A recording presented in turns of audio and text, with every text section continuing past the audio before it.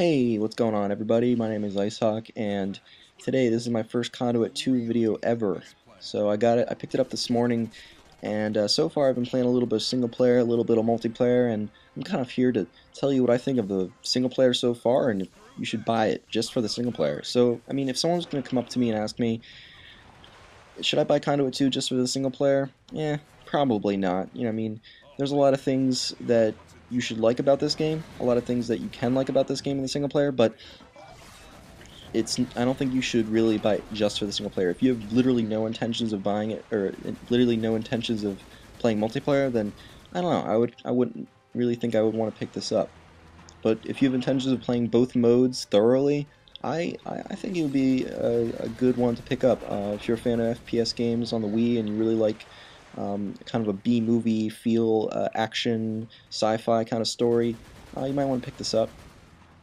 So I guess I'll kind of get into the nitty-gritty details, I guess, of what this game is about, the single player, and I guess I'd start off with the gameplay and the controls. So the controls in this game are very similar to the first game.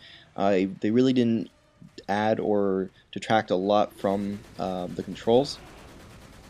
They're all still fully customizable and all that. The HUD and the HUD placement, the HUD transparency. I had a little bit of fun today playing around with that, kind of moving everything around to where exactly I wanted it, and that's something that you don't see in a lot of modern games. It's something that I wish more modern games have, and I'm really glad that HVS is kind of bringing that to the table, and I think it's pretty sweet.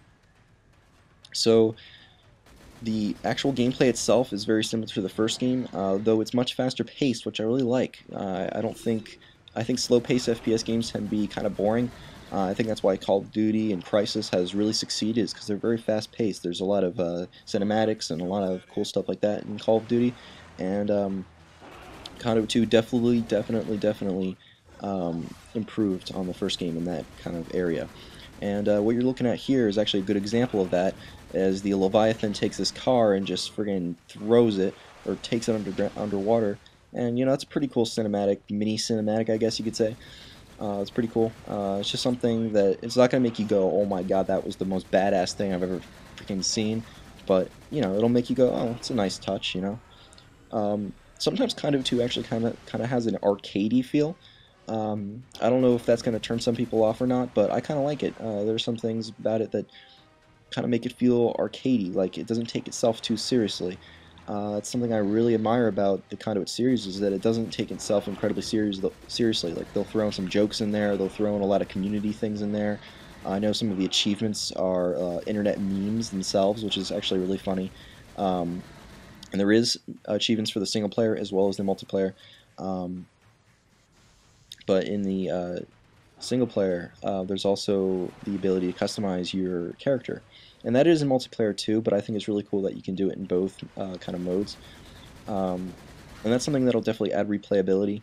There's also a lot of hidden conspiracy objects all around, and I know all this stuff is probably, or some of this stuff was in the last game, but the conspiracy objects are actually more fun to get this time around, because they actually do something. In the last game, they literally did nothing at all, and you just got them because you felt like it and you wanted to brag.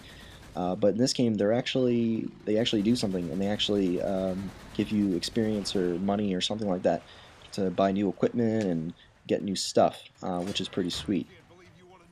So I guess the next thing I could talk about is the graphics. Now, the graphics themselves are very good for a Wii game. If this was an Xbox title, the graphics would totally suck, but for a Wii game, I think they're pretty solid. They're better than the first game, which I suppose is a success in its own right, but it's not incredibly better. It's not like gonna blow you away. There's not really any spaces, unless you're a Wii only gamer and you've never played like Halo Reach or anything, where there's a lot of really lush landscapes in like full 1080p. Then the graphics may wow you if you're just a Wii guy. But if you're an Xbox or a PS3 guy or a PC guy, for that matter, then the graphics aren't going to make you go, holy crap, that's amazing. They'll make you go, oh, okay, that's pretty cool, I guess.